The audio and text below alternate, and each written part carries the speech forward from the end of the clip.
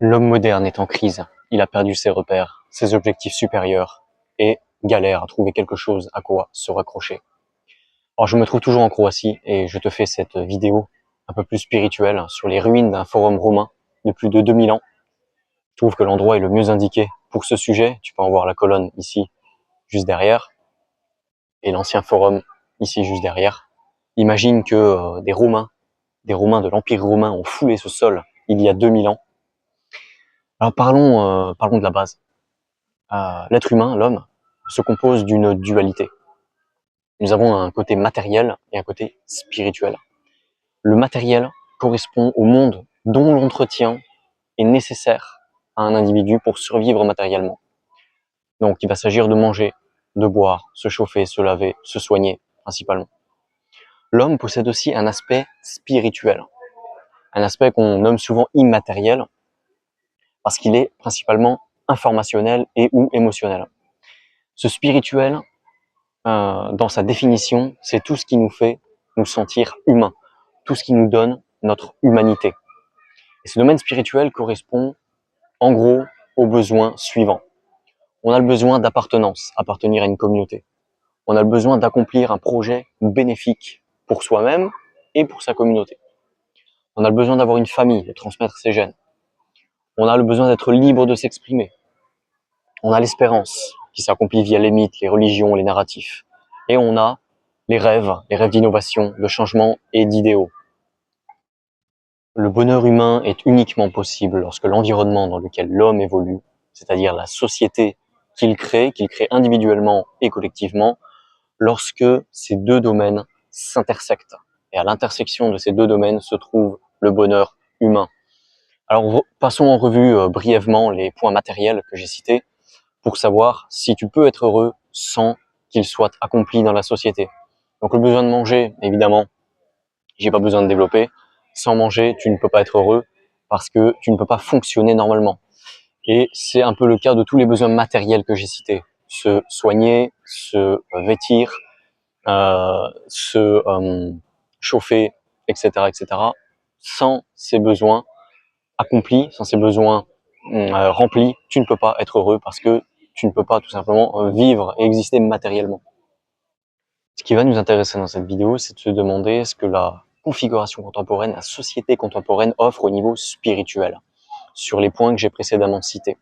Donc au niveau matériel, pas de problème, en 2025, en Occident, nous n'avons aucune rareté en nourriture, aucune rareté en logement, même si évidemment il y a des problèmes pour se loger, notamment pour les plus jeunes, mais en gros, de manière globale et macro, il n'y a pas de problème de logement, on peut trouver un logement, il n'y a pas de problème de soins.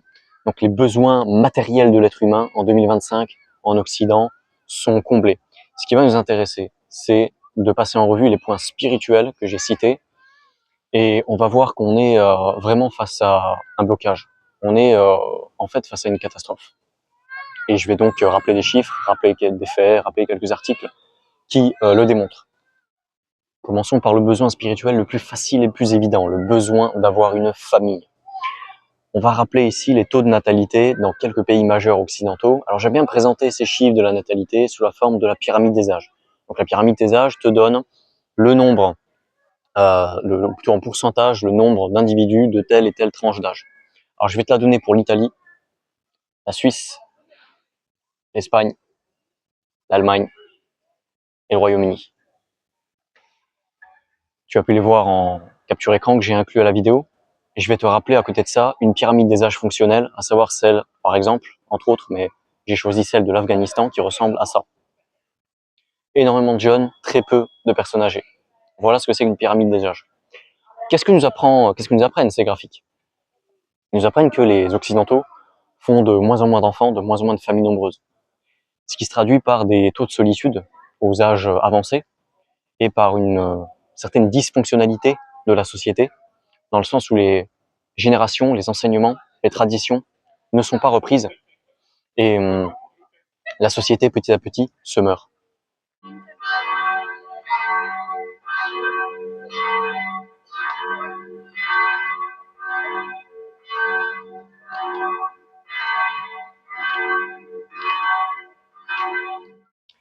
Deuxième besoin spirituel de l'être humain, accomplir un projet bénéfique pour soi et sa communauté. Alors ici, on parle du travail, le travail au sens moderne du terme, et je vais me référer à la notion très pertinente de bullshit job, initialement créée par David Graeber, anthropologiste américain, dans le livre du même nom. Donc un bullshit job, c'est en gros un boulot perçu par celui qui le fait, comme un boulot pouvant ne pas du tout exister, et cela ne changerait absolument rien à la face du monde, rien à la face de la société, et rien à la vie de celui qui le fait. Entre 20 et 40% des gens au niveau mondial estiment faire un bullshit job, c'est-à-dire se lever le matin, se rendre à un endroit spécifique, répéter des tâches toute la journée pendant 8 heures, voire 10 heures dans certains pays, toucher un salaire, rentrer chez soi le soir, répéter le cycle, encore, encore et encore et encore. Dans ce schéma, il n'y a aucune gratification, aucun moyen de construire sa vie, aucune augmentation de salaire, juste une routine répétée machinalement de 18 à 60 ans. Et encore 60 ans, c'est pour ceux qui ont une retraite qui leur permet de vivre à cet âge-là. Mais la plupart des gens hors de France doivent travailler encore à des âges très très avancés. J'ai personnellement effectué énormément de bullshit jobs pendant, on va dire, ma prime jeunesse, pendant que j'étais étudiant en France.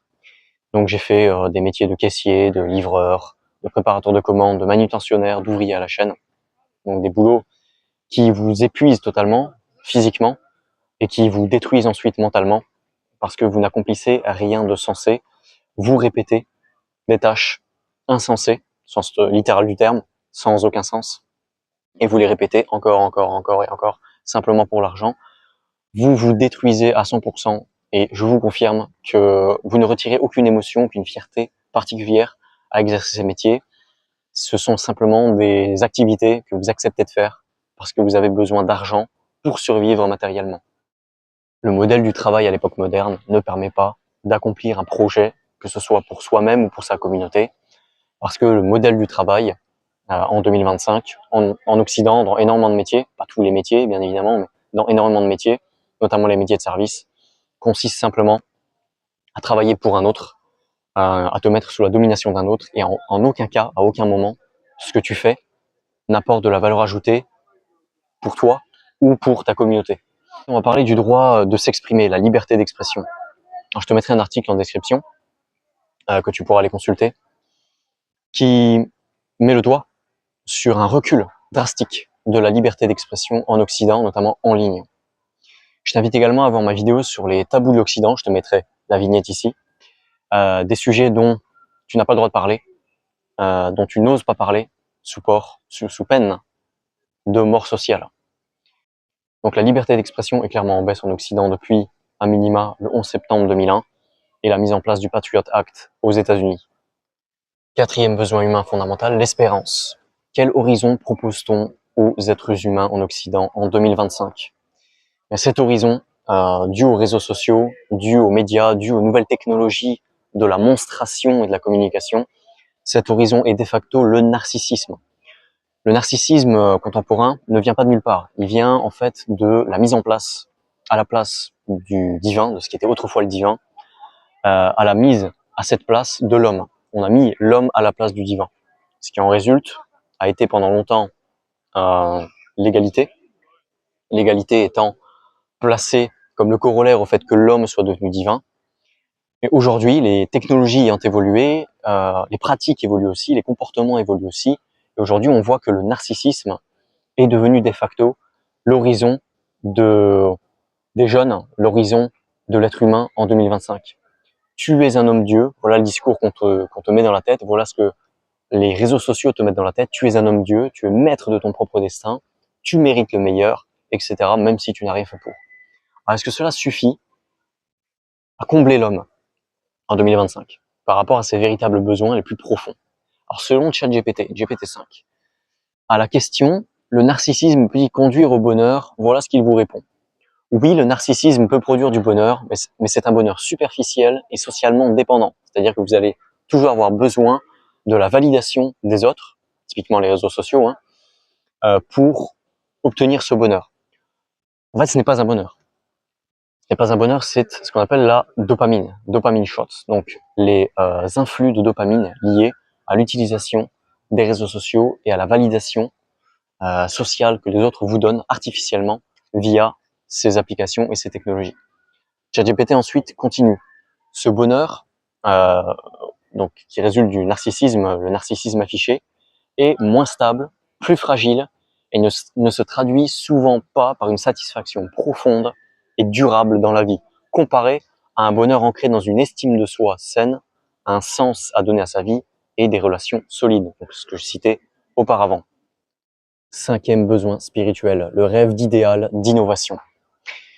Alors, si tu lis des romans comme Paris au XXe siècle de Jules Verne, je te mettrai la première de couverture ici, tu verras que le futur, au XIXe siècle, à l'époque de Jules Verne, était perçu comme très radieux, avec des technologies permettant de tout accomplir sans avoir à travailler, un bonheur absolu, un état matériel idéal, sans aucun défaut, qui permettait simplement de vivre, de profiter de son temps libre, sans avoir à se soucier de quoi que ce soit d'autre.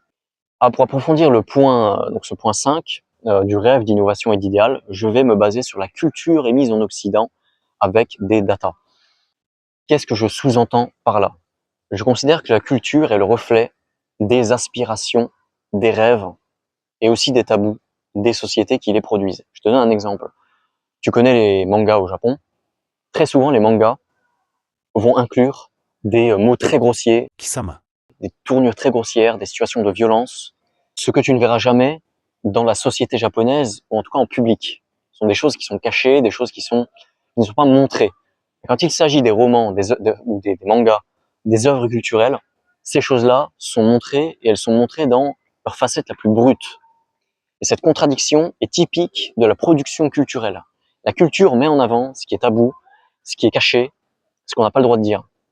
Parce que sous prétexte de culture, ça passe mieux de le dire et de le faire. Dans la même veine, tu avais les caricaturistes de la royauté française au XVe, XVIe, XVIIe siècle, qui utilisaient la forme culturelle, romanesque, théâtrale, pour se moquer des puissants, des rois, etc., parce qu'ils n'avaient pas le droit de faire en public. Alors, si on considère trois domaines, on va considérer l'art, le cinéma et la littérature, comme expression donc des désirs profonds ou cachés des gens. Je fais un choix de me concentrer sur les œuvres à caractère futuriste. Parmi le domaine du cinéma et de la littérature, on va se concentrer sur les œuvres futuristes et demander à ChatGPT, qui a accès à toutes les œuvres futuristes en Occident, aux États-Unis, en Europe, etc., de faire une synthèse des thèmes abordés dans ces œuvres. Voici les thèmes majeurs à notre époque selon la synthèse de ChatGPT. Le premier thème très récurrent dans les œuvres futuristes, c'est le collapse climatique à cause du changement climatique et les catastrophes écologiques. Alors, on a dans ces œuvres un futur qui est modelé, qui est conditionné par le changement climatique, la rareté des ressources, la fin du pétrole et les migrations de masse dues à la montée des eaux, dues à la fonte des glaciers, etc. Donc un futur assez sombre qui est provoqué par basiquement la destruction de l'environnement et l'incapacité de vivre dans un tel environnement pour la majorité des hommes. Le deuxième topic, le deuxième thème qui est en majorité abordé dans ces œuvres, c'est la dystopie technologique et les sociétés de surveillance et de contrôle. Les IA, l'algorithme, la biotechnologie sont perçus comme des technologies capables de mettre en place des espèces de sociétés dystopiques néo-communistes, mais où cette fois-ci le communisme marche parce qu'il a les moyens technologiques de ses ambitions et de son contrôle absolu, ce que n'avaient pas les sociétés communistes en leur temps, par exemple celle de Staline ou celle de Ceausescu en Roumanie. Donc ces sociétés, encore une fois très sombres, c'est la deuxième fois qu'on tombe sur un futur très sombre, dépeint dans ses œuvres, sont propulsées et par la technologie et permettent à l'État d'être tout puissant. Alors en œuvre contemporaine de ce type de futur, tu as la série Black Mirror. Troisième type de futur dans ses œuvres, le futur fragmenté et les inégalités. Alors dans ces œuvres, on est en face d'un monde futuriste complètement inégalitaire, où on a une minorité de personnes qui vivent de rien ou qui ne parviennent pas à survivre, ou qui mangent littéralement des cailloux, de la boue. Et en face, on a une super élite vivant dans une base spatiale avec tout le confort, avec toute la technologie au top de l'art.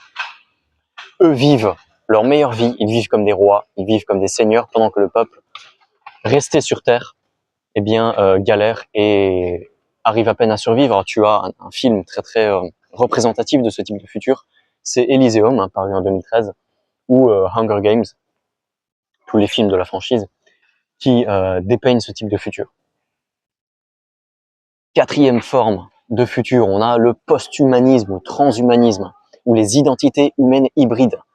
Je vais en reparler donc tout à l'heure sur le transhumanisme, mais ces œuvres explorent en fait ce que va être un monde post-humain, un monde où des humains pourront devenir des espèces de cyborgs génétiquement modifiés, qui auront des pouvoirs physiques et intellectuels complètement inimaginables, complètement supérieurs. Ils pourront réfléchir 30 milliards de fois plus vite.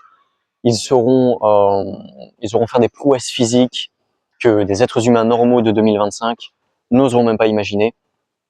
Basiquement, on est ici dans un futur où la vie synthétique, couplée à une intelligence artificielle, mais qui est capable de s'intégrer dans un corps biologique, qui provoque une autre humanité. Une autre humanité naît dans ce futur. Alors on a un tout petit courant, les Hope Punk en anglais.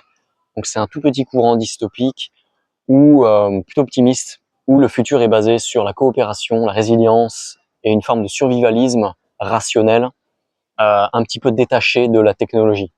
Tu as ça dans un roman, notamment un roman français qui est celui de René Barjavel, un roman qui s'appelle Ravage, où suite à un collapse total de la société, les survivants décident de ne plus jamais construire de machines et faire appel à la technologie, et ils décident de revenir à du travail manuel en toutes circonstances.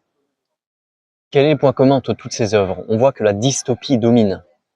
On voit qu'une certaine anxiété, une crainte vis-à-vis du futur domine parce que la technologie dépasse l'homme, parce que les États qui sont censés s'occuper des intérêts des citoyens décident plutôt de créer des para-sociétés où eux ont accès à tout ce qui est imaginable, pendant que la populace, la majorité des gens, continuent à vivre dans la misère. Quelle est la conclusion de cette partie? Eh bien, j'ai fait le constat, on a fait le constat, que le paradigme contemporain offre une performance inégalée sur la satisfaction des besoins matériels, mais est pauvrissime sur la satisfaction des besoins spirituels. On se retrouve de jour pour la deuxième partie, les solutions à ce problème.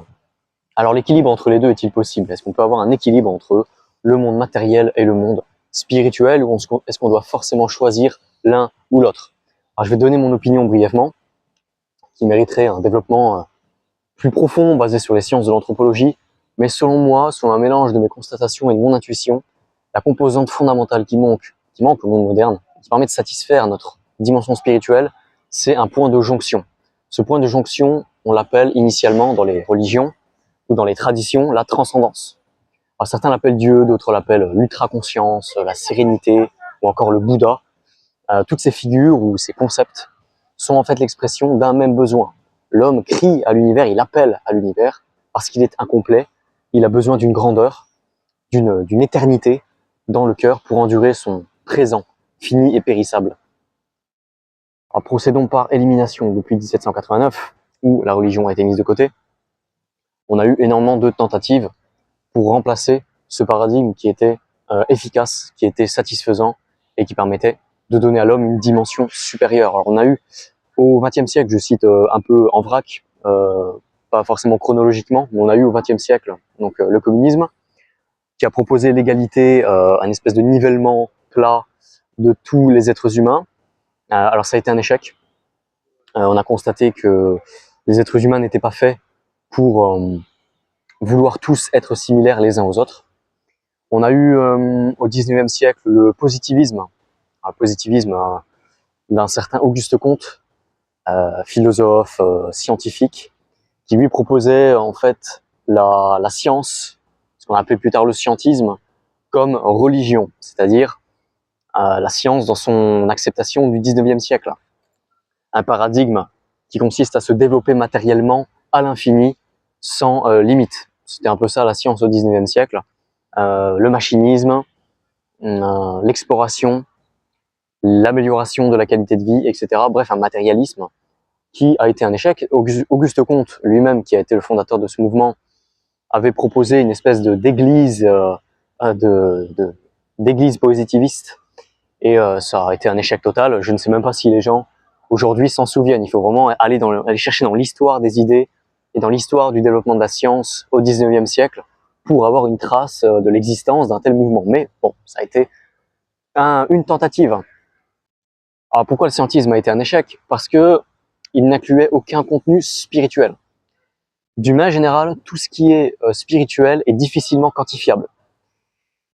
Et faire de la science une religion, c'est faire d'une science quantitative quelque chose de spirituel, faire des nombres quelque chose de spirituel. Or, les nombres renvoient inévitablement à une réalité concrète et ne peuvent pas constituer une spiritualité. Toujours au XXe siècle, on a eu les fascismes italiens, allemands et espagnols. Alors ces paradigmes, ces idées ont proposé l'ordre et le progrès, la discipline, la hiérarchie en tant que transcendance. Et si on regarde les résultats sur les taux de natalité, sur l'économie, notamment en Allemagne, l'Allemagne nationale-socialiste, ça a plutôt bien marché jusqu'à 1939 et en fait la guerre qui a totalement coupé cet élan. Alors depuis la défaite donc des fascismes qui proposaient l'ordre, qui proposaient la communauté de sang en tant que transcendance, on a un modèle qui s'appelle, je dirais, la société de consommation. Alors comment la société contemporaine, la société de consommation, fait-elle tenir les individus? Quelles sont les promesses de cette société pour que les gens tiennent le coup? Eh bien, la principale promesse, c'est ce qu'on appelle l'hédonisme. L'idée que le plaisir est la valeur suprême qu'il faut chérir, qu'il faut chercher, qu'il faut implémenter en tout lieu, en toutes circonstances, en tout temps, etc. Le plaisir doit être l'objectif premier de cette société. Mais en réalité, si tu réfléchis, c'est un plaisir sourd. C'est un plaisir qui n'a pas vraiment de sens. C'est un plaisir qui souffre de deux gros problèmes conceptuels. Le premier, c'est que le plaisir est un sentiment éphémère, en général. Pense aux différentes formes de plaisir, que ce soit manger, que ce soit les femmes, que ce soit acheter une nouvelle voiture. Ces plaisirs-là sont éphémères. Ils ne durent que très peu de temps. Donc comment peut-on bâtir une plénitude, une transcendance sur quelque chose qui est éphémère et qui disparaît après un certain temps, en général court? Premier problème. Deuxième problème. Ce plaisir est limité au périmètre de l'individu. Comment se sentir appartenir à un projet, à une communauté, comment se sentir élevé dans une dynamique qui nous dépasse si nous nous contentons du périmètre de l'individu? Le fait de ne parler que de l'individu est très caractéristique du paradigme contemporain, de la modernité, disons, avec un M majuscule. Et c'est une limite conceptuelle à ce modèle, qui fait que l'hédonisme, qui se transforme souvent d'ailleurs en narcissisme, ne peut pas combler les individus. Et dans les sociétés où l'hédonisme ou le plaisir est la norme suprême, et la norme supérieure, donc ça va être principalement les sociétés occidentales, on voit que les consommations d'antidépresseurs, les indices de bonheur ne sont pas aussi élevés que ce paradigme le laisserait croire. Sur les 20 dernières années, un paradigme hybride entre l'hédonisme et un certain matérialisme se développe grâce aux technologies de la monstration, principalement les caméras, les téléphones portables, etc. etc. J'ai baptisé ce paradigme, cette prétendue solution, le fornocratisme. Alors, tu peux remplacer F par P.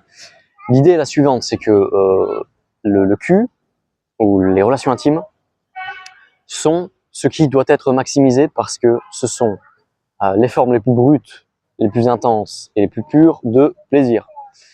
Donc il faut le montrer, il faut montrer la chose, il faut l'inciter en permanence par tous les moyens possibles pour atteindre la complétude et le bonheur. C'est cette idée, cette dynamique qui donne naissance à des plateformes comme les plateformes de création de contenu, n'est-ce pas, avec des fans, qui donne naissance à l'Instagram de la monstration, l'Instagram qui est un marché aux escortes en fait. Le fait de promouvoir du contenu suggestif sur les réseaux sociaux en permanence et qui donne naissance à la prévalence des contenus adultes sur Internet. Alors, cette idée a l'air alléchante, effectivement. Personne, a priori, ne refuse une bonne partie de plaisir. Le problème, c'est un peu comme pour l'hédonisme. En fait, cette solution reprend les tares à la fois du matérialisme et de l'hédonisme. Donc, d'une part, la monstration amène inévitablement à l'insensibilisation. Je t'en parlais dans une vidéo sur la timidité. Le fait de devenir insensible à quelque chose diminue progressivement le plaisir retiré de l'application et de la présence de cette chose jusqu'à un minimum. Et une fois ce minimum atteint, l'effet contraire est produit. L'objet de la monstration devient banal et les générations s'y intéressent de moins en moins. Il se produit comme une espèce de fatigue à ce sujet. Et c'est très sérieux, il y a des études scientifiques montrant que la génération Z, les plus jeunes, ont de moins en moins d'intérêt pour les rapports intimes et pour ce phénomène du forno. Alors, forno, tu remplaces F par P. Et les jeunes préfèrent en fait jouer aux jeux vidéo parce que ça leur fait sentir plus d'aventure, plus d'adrénaline, plus de plaisir finalement que l'acte qui est censé procurer le plus de plaisir.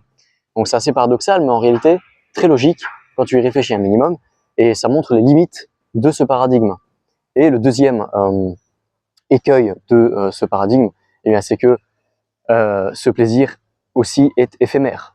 Hein, il est éphémère. Le plaisir retiré de l'acte intime dure environ, bon pour un homme, 2 minutes au maximum. Pour une femme, ça peut être un peu plus long, en fonction de la performance de monsieur. Mais globalement, c'est très éphémère. Et si on dépasse les 10 minutes, c'est déjà extrêmement inhabituel pour la plupart des gens. Donc ce paradigme montre ses limites et ne permet pas de répondre à la problématique initiale non plus. Autre solution qui se profile, le transhumanisme. Alors il y a beaucoup à dire, beaucoup de spéculations. Alors, pour le dire brièvement, le transhumanisme consiste à augmenter l'être humain par la technologie, par tous les moyens possibles, l'augmenter à la fois intellectuellement et physiquement, en lui octroyant des pouvoirs nouveaux et inédits. Alors le transhumanisme promet aux humains des capacités physiques décuplées, grâce à des prothèses robotisées, une intelligence décuplée, grâce à des puces neuronales, la sélection des embryons qui permettent de garder les bébés avec le meilleur potentiel, le meilleur physique, la meilleure intellectualité, les meilleures caractéristiques physiques, les yeux bleus, les grands, les blonds, les musclés, etc. Vous comprenez le principe. Donc il y a plusieurs problèmes d'une telle démarche, de mon point de vue. Évidemment, le plus gros avantage de ces technologies est effectivement qu'elles vont nous permettre de mieux vivre, matériellement parlant. Mais il n'y a en cela rien de nouveau, c'est la continuité et la continuation du machinisme et du remplacement de l'homme, disons faible, de l'organique, par la technologie, par la machine qui est effectivement en général plus efficace. Le problème du transhumanisme, malgré son aspect alléchant, est qu'il ne satisfait pas aux besoins spirituels que j'ai cités auparavant. C'est un peu toujours le même problème. Toutes les idéologies matérialistes ou dérivées du matérialisme souffrent du même problème. Elles n'apportent pas de réponse aux besoins spirituels que j'ai cités en début de vidéo. Et le problème, je dirais, inhérent au transhumanisme, c'est que bien que nos capacités physiques, matérielles, puissent être améliorées, et à moins d'avoir une technologie qui permet de cibler, de contrôler précisément les sentiments, les émotions, ces besoins spirituels ne vont pas être affectés, nullement. Et ensuite, le problème du transhumanisme, c'est que va-t-on devenir des machines, à moitié des machines? À combien de pourcents va-t-on devenir des machines? Qui serons-nous devenus? Va-t-on rester humain dans ce que nous avons d'humain, c'est-à-dire principalement dans nos émotions, dans nos espérances, dans nos rêves, dans les critères que j'ai cités au début de la vidéo. Alors, si nous remplaçons certains de nos membres ou de nos capacités par des machines, qu'allons-nous devenir? Est-ce que nous serons devenus moitié machine, moitié humain? Un quart de machine, un quart humain? Quel est le pourcentage à partir duquel on pourra se considérer comme purement des machines? Est-ce que si je remplace mon bras et me mets un bras bionique à la place, suis-je devenu une machine? Quel est le seuil? Ça va être très difficile à identifier. Et cette difficulté à identifier à partir de quand nous devenons des machines va provoquer d'énormes problèmes d'identité. Sommes-nous des demi-machines, des demi-humains? Plutôt que d'avoir une double identité, machine-humain, nous aurons des demi-identités. Donc le problème, je pense, en fait, ne va pas être réglé, il va s'intensifier. Voilà, je t'ai fait un peu une vue d'ensemble des idées ayant tenté de remplacer la transcendance qui était initialement religieuse. On voit que globalement, aucun paradigme n'offre vraiment satisfaction. Alors je te demande à toi, à ton avis, comment atteindre l'équilibre entre spirituel et matériel. Je suis très curieux de connaître ton avis. L'idée n'est pas forcément de donner le mien, c'est plutôt de créer une dynamique, une intelligence collective pour répondre à cette question, parce que je pense que cette question se répond de manière collective, puisque, comme je l'ai évoqué, le besoin de communauté, c'est un besoin humain. Donc si je commençais à donner des solutions comme ça individuellement, ça serait un petit peu une contradiction avec ce que j'ai dit.